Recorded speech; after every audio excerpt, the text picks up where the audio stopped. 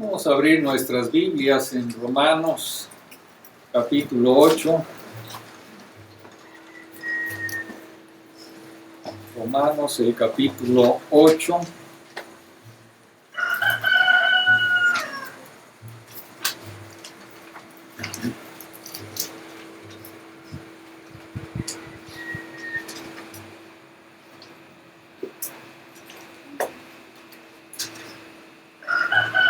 Vamos a leer ahí los versículos 28 al 30. Romanos 8, 28 al 30. Y sabemos que a los que aman a Dios, todas las cosas les ayudan a bien, esto es, a los que conforme a su propósito son llamados. Porque a los que antes conoció, presciencia, también los predestinó para que fuesen hechos conformes a la imagen de su Hijo, para que Él sea el primogénito entre muchos hermanos. Y a los que predestinó, a estos también llamó. Y a los que llamó, a estos también justificó. Y a los que justificó, a estos también glorificó. Vamos a ver estos versículos. Yo creo que nada más nos va a dar tiempo de ver otra vez un solo versículo, que es el versículo 29. Pero si ustedes ven, aquí la pregunta que surge es ¿por qué todas las cosas ayudan a bien a los creyentes en Cristo? ¿Por qué todas las cosas nos ayudan a bien? Y la respuesta está en los siguientes dos versículos. Porque a los que antes conoció, también los predestinó para que fuesen hechos conformes a la imagen de su Hijo, para que Él sea el primogénito entre muchos hermanos. ¿Por qué todas las cosas ayudan a bien?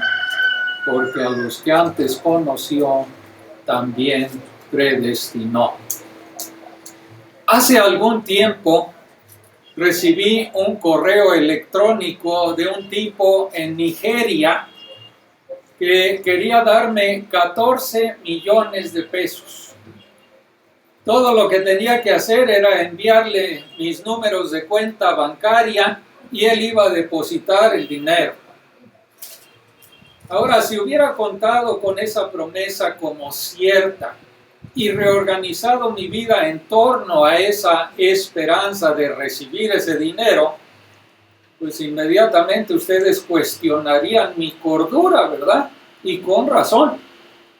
Si vamos a depositar nuestras vidas en esas promesas, será mejor que nos aseguremos que sean ciertas. Entonces, ¿cómo puedes saber que la promesa de la que escribió Pablo en Romanos 8:28, que a los que aman a Dios todas las cosas les ayudan a bien, esto es, a los que conforme a su propósito son llamados? ¿Cómo podemos saber que es cierto? Este versículo explica por qué como creyentes podemos soportar los sufrimientos presentes con esperanza en la gloria futura que nos va a ser revelada. Es decir, sabemos que Dios obrará todo para nuestro bien final y eterno. Pero, ¿y si esa promesa es tan probable como la del tipo de Nigeria de darme 14 millones? Solo puedes depositar tu vida en Romanos 8:28 si sabes con certeza que es verdad. Así que los versículos 29 y 30, ahí Pablo explica por qué puedes saber que el versículo 28 es verdadero. Sabemos que Dios dispone todas las cosas para bien de nosotros porque nuestra salvación es parte de su propósito eterno de glorificar a su Hijo. Por eso sabemos que es verdad. El versículo 29 especifica lo que significa bien. Sabemos que todas las cosas ayudan a bien. El bien por el que Dios está trabajando a través de todas nuestras pruebas es que seamos conformados a la imagen de su Hijo. Ese es el bien, ser conformados a la imagen de Cristo. Pero la última razón por la que Dios está trabajando todas las cosas para conformarnos a la imagen de Jesucristo, no se trata de nosotros. No se trata de nosotros, fíjense. Puede que les sorprenda escuchar esto, pero Dios no te salvó para hacer mucho de ti.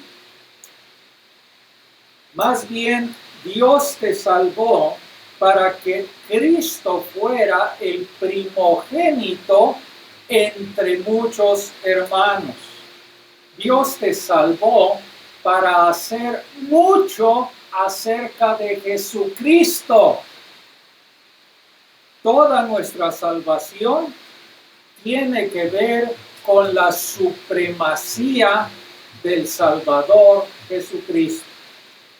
Y dado que nuestra salvación está ligada al propósito eterno de Dios de exaltar a Jesucristo, entonces la salvación es segura, porque Dios exaltará a Cristo y lo ha exaltado. Entonces nuestra salvación podemos confiar en que es segura.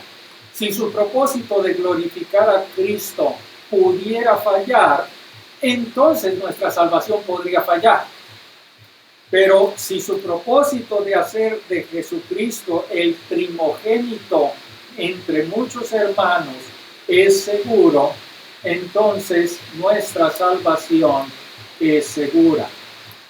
Y eso significa que puedes construir tu vida sobre la promesa de Romanos 8:28, que Dios está trabajando en todas las pruebas en tu vida, grandes pruebas, pequeñas pruebas, todo junto para un bien final. Los versículos 28, 29, 30, incluso el 33 y casi todo el capítulo 9 de Romanos nos van a sumergir en algunas de las enseñanzas o doctrinas más profundas que han causado mucha confusión y mucha controversia.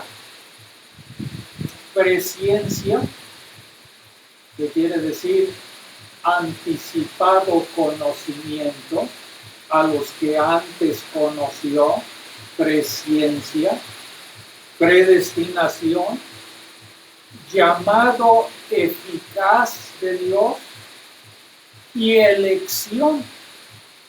Son unas doctrinas muy importantes, difíciles, sí, pero es importante abordar estas verdades recordando que el apóstol Pablo no escribió la carta a los romanos como un libro de texto para que los teólogos escribieran grandes tratados difíciles de entender o para que los estudiantes de la Biblia puedan debatir. El objetivo de Pablo era pastoral, era objetivo práctico. Recuerden que Pablo está escribiendo a los romanos y en Roma algunos de estos que estaban escuchando esta carta eran esclavos, no tenían educación. Entonces no es para agrandar aquí una doctrina tan difícil de entender, no, porque Pablo estaba escribiendo a esas personas en Roma. Entonces Pablo quería dar a esos que estaban en Roma, a esos santos, incluidos los esclavos de Roma, acerca de Dios, de la salvación de Dios, por qué necesitaban ser consolados y llenos de esperanza en medio de sus pruebas tan difíciles. Ahora, ustedes me pueden pueden ir a la historia y saber que la esclavitud en Roma era algo terrible. Y estos esclavos estaban en la asamblea en Roma. Y ahí estaban escuchando esta carta de Pablo a los romanos. Y algunos de ellos iban a enfrentar severas persecuciones. Muchos de ellos incluso iban a llegar al martirio en Roma. ¿Cómo podrían no solamente soportar, sino también ser más que vencedores, como dice el versículo 37 de este mismo capítulo, a través de todas esas cosas? ¿Cómo podían confiar en Dios y creer que el amor de Dios estaba allí cuando a ellos los estaban martirizando? Pablo quería que ellos y que nosotros supiéramos que podemos depositar nuestras vidas en el hecho de que Dios está obrando todas estas cosas para bien de nosotros, porque nuestra salvación es parte del propósito eterno de Dios. ¿Para qué? Para exaltar al Señor Jesucristo. Y ya que Dios no va a dejar de cumplir ese propósito, nuestra salvación es segura. Y esto de la salvación es tan importante en la palabra de Dios, porque Dios siempre nos está hablando de salvación. Pero la salvación no es para todos los hombres, como muchas personas creen, que nada más porque están aquí y creen que todos somos hijos de Dios, vamos a ir al cielo todos si nos portamos bien. Pero Dios en su palabra no dice eso. Dice a todo aquel que cree en Cristo, a todo aquel que cree en Él, en Cristo Jesús, en su Hijo amado, quien vino a este mundo para morir en esa cruz, para redimirnos, para rescatarnos de nuestros pecados, del mercado de la esclavitud en la que teníamos, en la que andábamos. Entonces, Dios salva al pecador arrepentido que cree en el Señor Jesucristo. Y si Él salva, es para la gloria de Cristo Jesús, quien vino a morir en esa cruz y resucitó al tercer día y está a la mano derecha del Padre. Pero toda nuestra salvación se trata de la preeminencia del Señor Jesucristo. Entonces, el propósito eterno de Dios no se trata en última instancia de nosotros, sino de la preeminencia de Jesucristo. ¿Qué tan impactante es esto? Tú puedes decir, bueno, es que pensaba que Dios me ama y tiene un plan maravilloso para mi vida. Sí, lo tiene, pero esa no es la razón principal por la que el Padre envió al Hijo a morir en la cruz.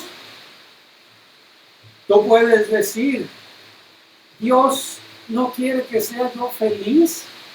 Claro que sí, pero mi felicidad no es el objetivo final. Dios envió a su Hijo para salvarnos, para llenarnos de gozo en Cristo, en Él, solamente en Cristo. ¿Quién es aquel que está en Cristo, sino solamente aquel que cree en Él? Entonces, sí tenemos salvación, pero es en Cristo. Sí somos felices, pero es en Cristo. Sí estamos llenos de gozo, pero es en Cristo. La preeminencia es del Señor Jesucristo. Entonces, Dios envió a su Hijo para salvarnos, para hacernos felices en Cristo, para que nuestra vida glorifique a Cristo. No solamente aquí, sino por toda la eternidad. Nuestras vidas salvadas por Dios son para glorificar a Cristo aquí y en la eternidad. Decía John Piper, Dios es más glorificado en nosotros cuando estamos más satisfechos en Él. Aquí Pablo dice que nuestra salvación, que resulta en que seamos conformados a la imagen de su Hijo, es para que Él sea el primogénito entre muchos hermanos. El primogénito entre muchos hermanos. ¿Cuántos han estudiado este versículo? ¿Cuántos se han puesto a pensar cómo Cristo puede ser el primogénito entre muchos hermanos? ¿Qué es lo que nos dice eso? Esto no quiere decir que Jesús como Hijo de Dios haya tenido un principio o que hubo un tiempo en que Jesús no existió. La idea primordial y principal de el primogénito en esa cultura es una palabra de supremacía, es una palabra de preeminencia sobre sus hermanos. El hijo primogénito heredaba todos los derechos y privilegios y muy especiales. Entonces, si ustedes abren su Biblia ahí en Colosenses, el capítulo 1, versículo 15, Colosenses capítulo 1, versículo 15, ahí dice, Pablo está llamando a Jesús, ahí en Colosenses 1, 15, el primogénito de toda creación. El primogénito de toda creación. Ahora, ¿por qué dice el primogénito de toda creación? Esto no significa que Jesús haya sido creado primero.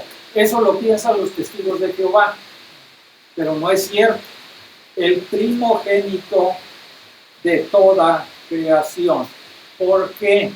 Porque Él existió antes de la creación.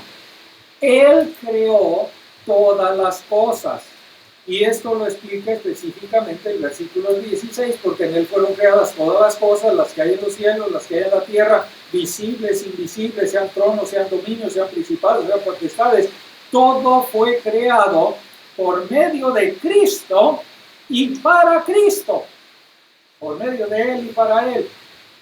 Entonces, así lo vemos, quiere decir, y después en el versículo 17, Pablo dice que Cristo es antes de todas las cosas. El significado aquí es que Él preexistió a todas las cosas. Entonces, por el primogénito de toda creación, Pablo quiere decir que Jesucristo tiene la supremacía, la preeminencia sobre toda la creación, porque Él la hizo, Él la creó. Supremacía o preeminencia.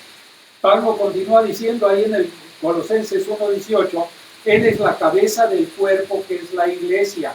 Él que es el principio, el primogénito de entre los muertos, para que en todo tenga que la preeminencia. Entonces, el Señor Jesús es soberano sobre la iglesia y esta iglesia tiene su origen en Cristo. Su resurrección fue la primera de su tipo. Por eso dice primogénito de entre los muertos.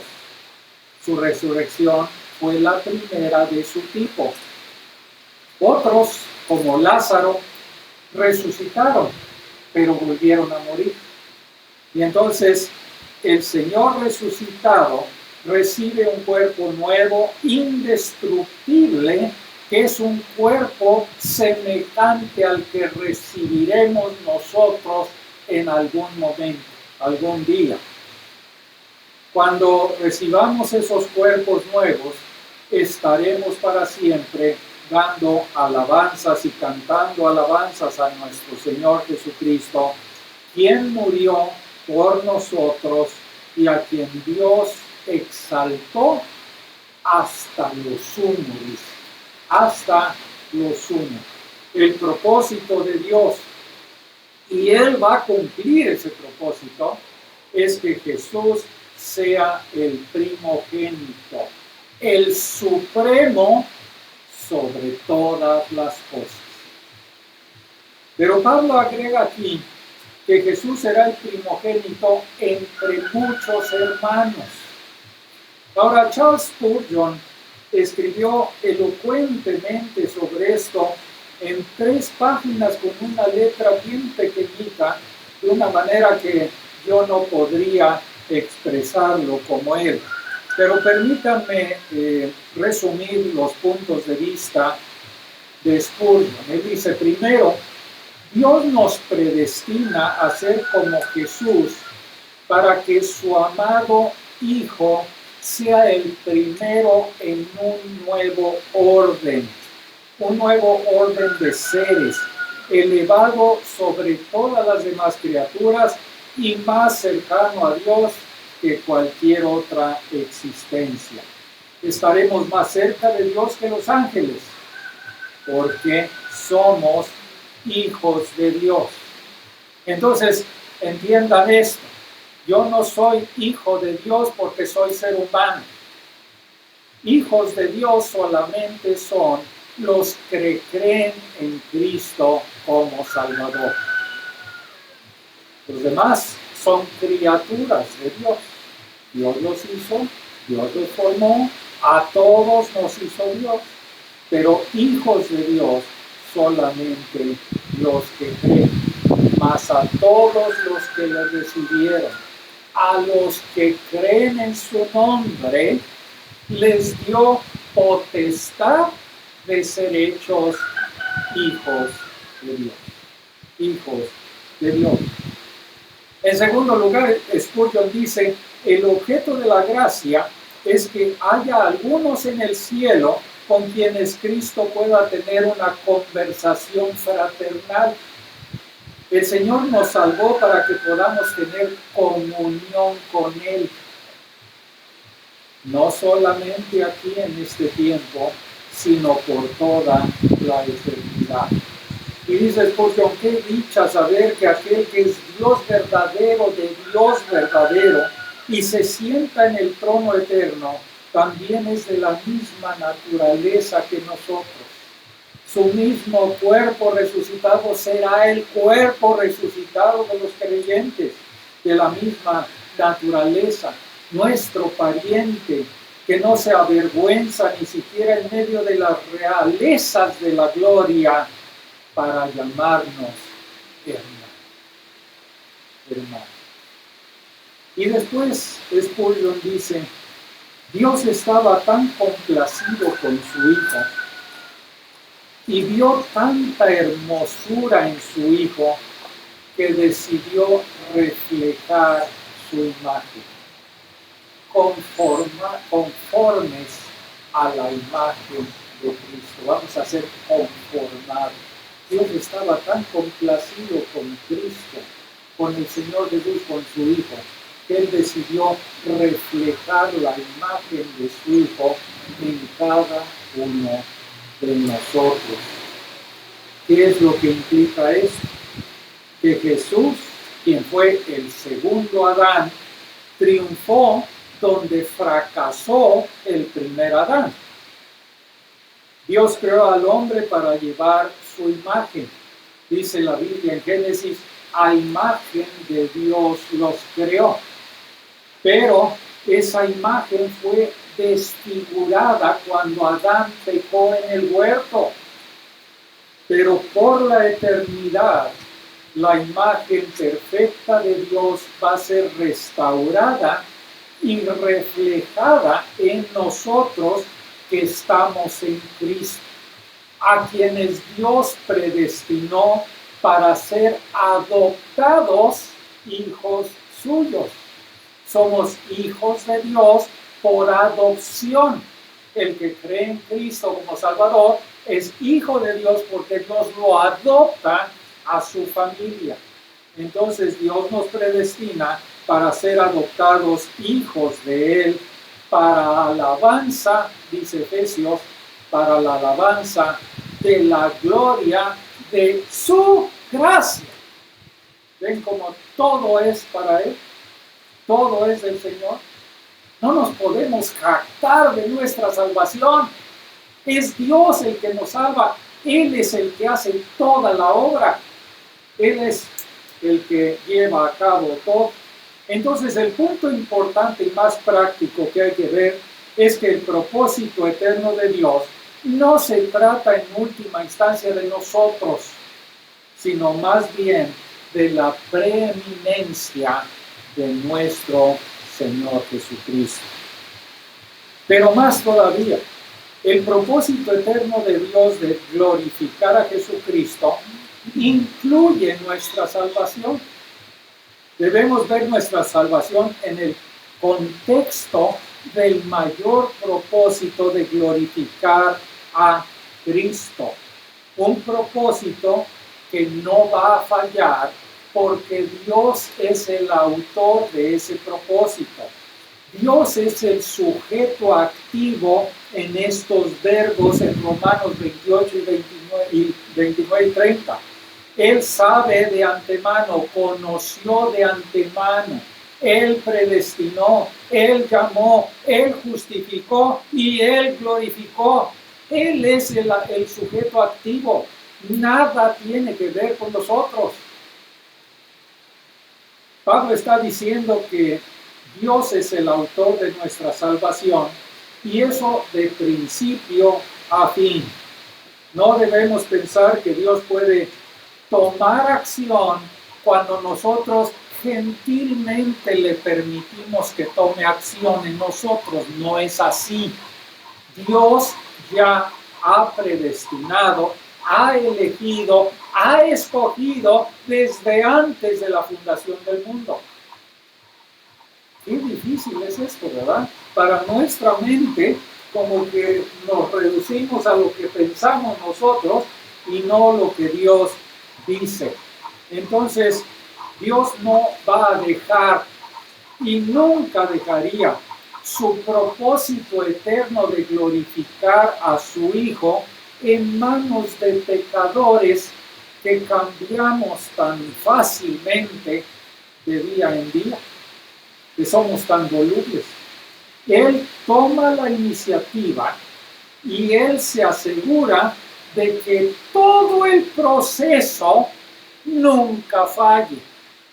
Él es el que hace todo eso. Hay 5 eslabones en lo que se ha llamado la cadena de oro de la redención. Conoció de antemano, predestinó, llamó, justificó y glorificó. Y creo que por razón de tiempo no vamos a ver más que los primeros 2. Nuestra salvación comenzó cuando Dios nos conoció de antemano. Este es el término clave para entender todos estos versículos. Si no entendemos qué es conocer de antemano, no vamos a entender lo que es predestinación y llamado efectivo y llamado eficaz y justificación y todo lo demás. Este término es el término clave, pero desafortunadamente ha habido muchos malentendidos y muchas controversias sobre el significado de esta palabra, la palabra presciencia, conocer de antemano. Y algunos dicen, y lo he oído entre muchos creyentes en Cristo, dicen que significa que Dios sabe de antemano, lo cual es cierto, pero él dice, Dios sabe de antemano quiénes van a creer en Jesucristo y por lo tanto los predestinó para salvación. Vamos a tener unos minutos acerca de esto que se está diciendo. Que el Dios hizo todo de acuerdo a lo que aquella persona en el futuro creería, y entonces si cree en el futuro, Él está previendo que esa persona va a creer. Pero eso no es lo que la Biblia dice. ¿Por qué? Porque si dejamos, este es un supuesto y es un ejemplo, pero si dejamos que Dios diga, bueno, aquella persona va a creer porque yo sé que va a creer, entonces dejaría la salvación en la voluntad de aquel hombre y no en la soberanía de Dios. ¿Qué quiero decir con esto? Dejaría Dios las elecciones a lo que la gente haría por su propia voluntad. Por lo tanto, la iniciativa de salvación recaería en el hombre, no en Dios. Hay grandes problemas con esta interpretación. La teología detrás de este punto de vista está en total desacuerdo con toda la Escritura, incluido el contexto aquí en Romanos. Esto significaría que Dios inventó su propósito eterno basado en que los pecadores elegirían hacer en lugar de lo que Dios haría. Por lo tanto, haría al hombre soberano y no a Dios. La salvación no sería según el llamado de Dios conforme a su propósito, sino según la voluntad del hombre. Pero vamos a dar un ejemplo bíblico. Dios no miró hacia abajo a través de la historia y vio que Pablo elegiría creer en él. Y Dios no dijo, estoy tan contento de que Pablo me haya elegido a mí porque va a ser un buen apóstol. Porque me eligió a mí, entonces yo lo voy a hacer uno de mis elegidos. No es así, ¿verdad? Conocen la historia de Pablo, conocen la historia de su conversión. Lean la historia de la conversión de Pablo y vean que esa interpretación aquí no encaja. Está claro que Dios escogió salvar a Pablo porque Dios tenía un propósito soberano para Pablo. Dios lo escogió. Pablo iba en el camino a Emaús, iba ahí en el camino a Damasco, iba ahí confiriendo cosas malas contra los cristianos y todo eso. Y entonces, ¿qué pasa? Él dijo, ¿decido ahora creer en Cristo? No veo. ¿Quién vino? ¿Quién se le presentó? ¿Quién lo dejó ciego? Dios tenía un propósito soberano para la vida de Pablo. Entonces, si la presciencia, el conocimiento anticipado, solo significa que Dios sabía de antemano quién iba a creer y por eso los eligió, entonces no se propuso salvar un pueblo para su gloria. Solo vio cómo iba el desfile y él se puso adelante del desfile. Pero la Biblia es clara que Dios determina desde el principio ese desfile. Como dice Harrison, somos llamados de acuerdo al propósito de Dios. No somos llamados de acuerdo al conocimiento previo. Por lo tanto, ese conocimiento previo está incluido en su propósito soberano y en la elección.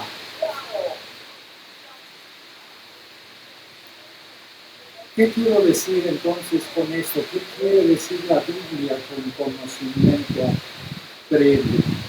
La Biblia muestra repetidamente que toda la salvación, incluyendo el que yo entienda la palabra de Dios, incluyendo el que yo me arrepienta, incluyendo la fe, todo viene de Dios.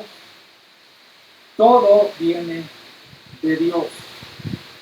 Es un regalo de Dios. Es gracia. Gracia. La gracia es un favor inmerecido.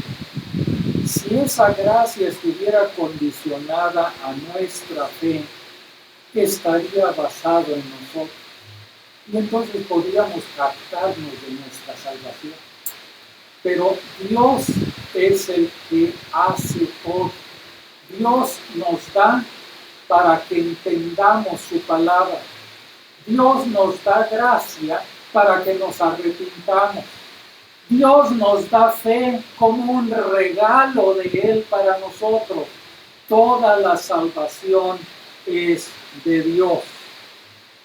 Dios no eligió a aquellos que sabía que iban a creer. No es cierto.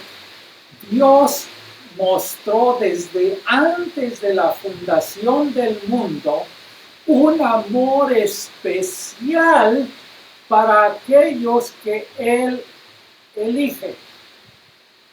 Ya somos elegidos por Dios desde antes de que el mundo fuera creado. Él nos eligió y por tanto Él decide en nuestra vida cuándo vamos a creer en Cristo y cuándo vamos a ser llamados hijos suyos. Si quedara a nuestra voluntad, Dios dejaría de ser soberano. Entonces, Él decide mostrar su amor a unos cuantos. Y entonces ustedes pueden decir, llega la pregunta, bueno, ¿y entonces todos los demás? Y la pregunta aquí es, ¿merecemos? ¿Merecemos la salvación? No la merecemos. Es un regalo de Dios.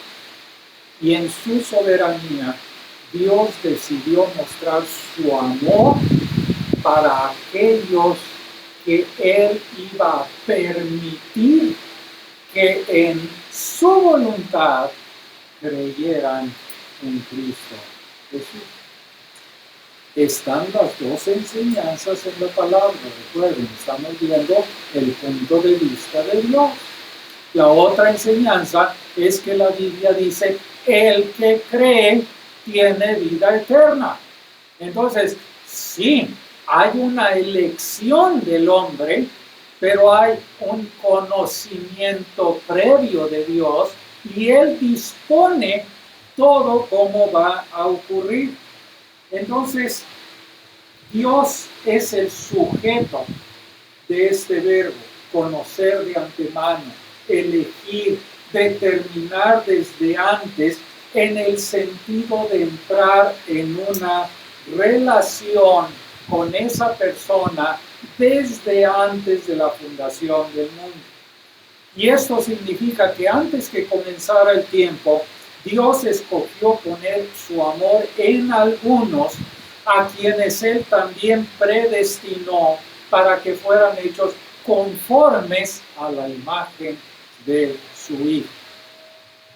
No se dice aquí que sepa de antemano lo que la gente va a hacer, sino que Él conoce de antemano a la gente. Romanos 11, Pablo dice, Dios no ha desechado a su pueblo, a quien antes conoció. Amos 3:2, Dios le dice a Israel, solo a vosotros he conocido de todas las familias de la tierra. Un conocimiento en amor hacia Israel, y lo escogió a Israel. ¿Por qué no escogió a los demás?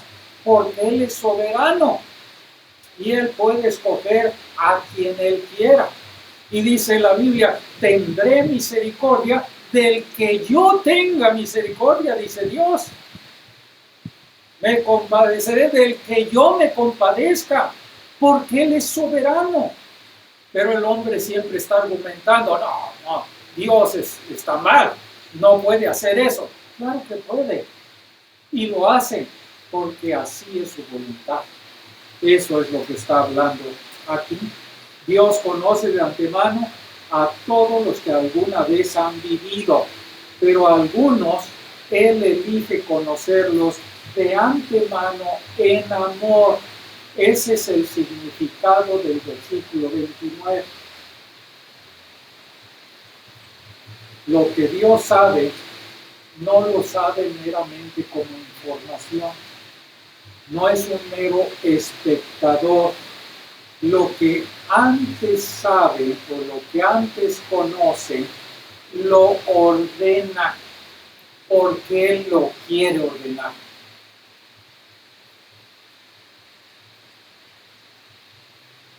Pedro dice del Señor Jesucristo, porque Él fue conocido desde antes de la fundación del mundo. Él fue determinado, destinado, dice la Biblia Reina Valera, conocido desde antes de la fundación del mundo. Y Pedro en Hechos dice, a Jesucristo, dice, entregado por el determinado consejo y anticipado conocimiento de Dios, prendisteis y matasteis por manos de inicuos, crucificando. No quiere decir que Dios sabía de antemano que el Señor Jesucristo, por su propia voluntad, se iba a ofrecer a sí mismo como sacrificio por nuestros pecados. Dios escogió y Dios ordenó para ese papel a su Hijo amado desde antes de la fundación del mundo. Él escogió a Cristo. Y lo mismo se aplica en toda la profecía de la Biblia. Dios no solamente sabe de antemano cómo va a resultar la historia del hombre y luego nos la informa ahí en la Biblia. No. Él ordena cómo va a resultar la historia. Esto va a pasar, esto va a ser. ¿Sí? Y así ha sido. Y toda la historia ha sido ordenada por Dios. Mi pueblo va a ser esclavo 400 años en Egipto, y eso lo dijo antes de que fuera. Fue 400 años esclavo en Egipto. Mi pueblo va a salir de Egipto. Salió de Egipto. ¿Por qué lo ordena así? Él es soberano. Entonces,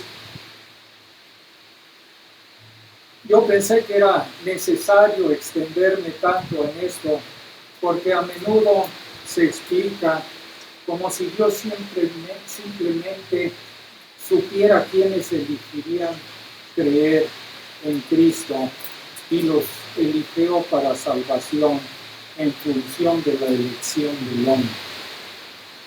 Pero es totalmente inconcebible que Dios dejara su propósito eterno de glorificar a su Hijo a través de la salvación de un pueblo que sería conformado a la imagen de Cristo, a las elecciones volubles, cambiantes de los hombres pecadores.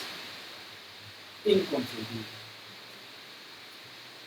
Pero bueno, en segundo lugar, nuestra salvación proviene del hecho de que Dios nos predestinó a ser hechos conformes a la imagen de su Hijo.